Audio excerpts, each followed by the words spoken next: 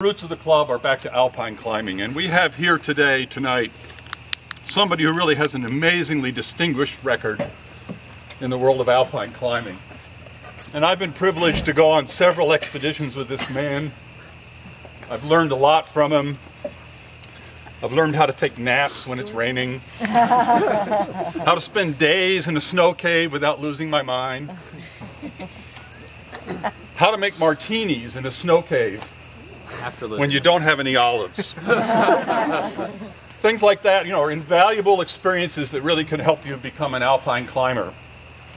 So in honor of all the many expeditions from the north of Alaska to the south of Patagonia, the Alpine Club has put together a very special award, and we've named it after a really prominent and wonderful climb that we think exemplifies everything that alpine climbing stands for.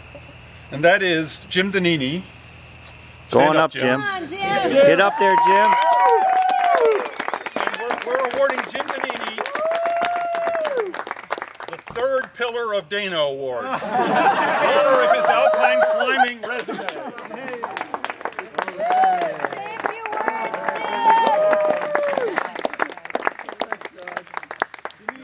I gotta say that some of my adventures with John down in Patagonia, it was kind of interesting. We did Torrevieja, first set of Torrevieja, then we didn't climb together for 25 years.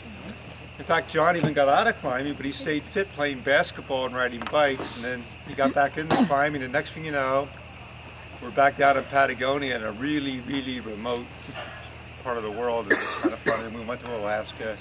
So you can in climbing, I think that the community thing is so incredible. You can be with somebody like John and I, and then a quarter of a century later, you're back together doing similar things, not as well. One thing I'd like to say is that I was president of the Alpine Club for 3 years. My term ended a couple years ago, and I went to the BMC. I was a guest speaker with the BMC in England, and I saw what they were doing there with their international meet.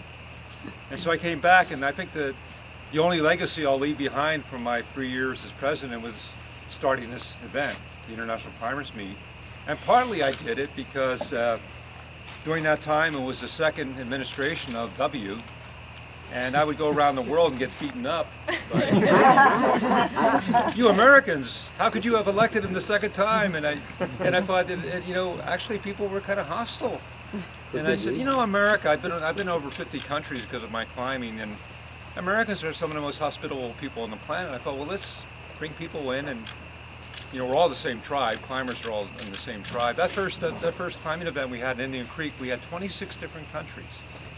We had people from the most different cultures, different religions, different everything. And when they were around that campfire at night, you could say that they were the same tribe.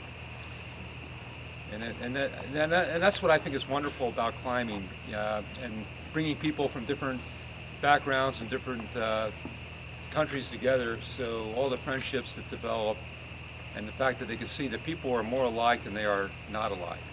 And thanks a lot, John.